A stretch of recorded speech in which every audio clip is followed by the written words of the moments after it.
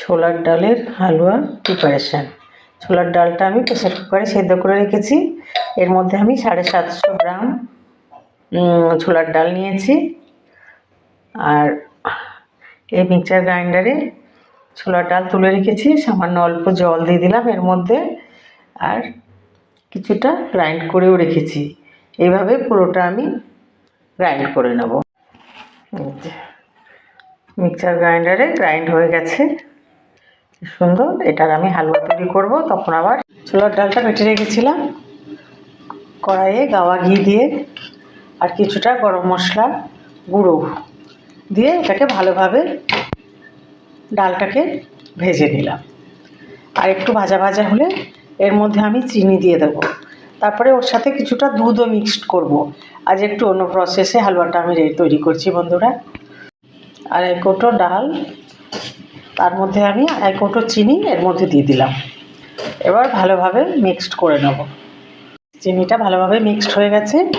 এর মধ্যে আমি প্রায় আধা কিলো মতো দুধ, প্রায় আধা কিলো দুধ আমি এর মধ্যে দিয়ে দিলাম।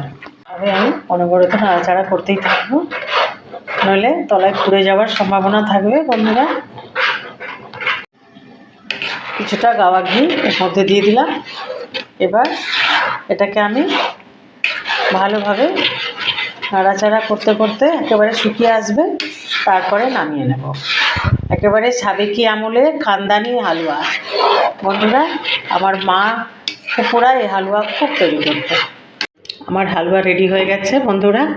উপর থেকে গাওয়া ঘি দিয়ে আমি হালুয়াটাকে জমিয়ে দিলাম কড়াইয়ের মধ্যেই।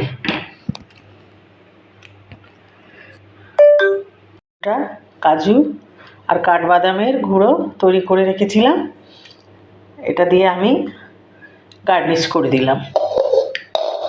হ্যাঁ,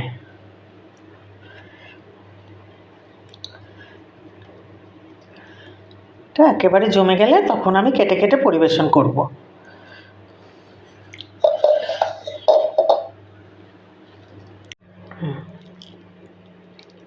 এক বাটি নরম নরম হালুয়া তুলে রেখেছি রুটি পরোটা দিয়ে খাওয়ার জন্য, তো এটাও আমি গার্নিশ করে দিলাম।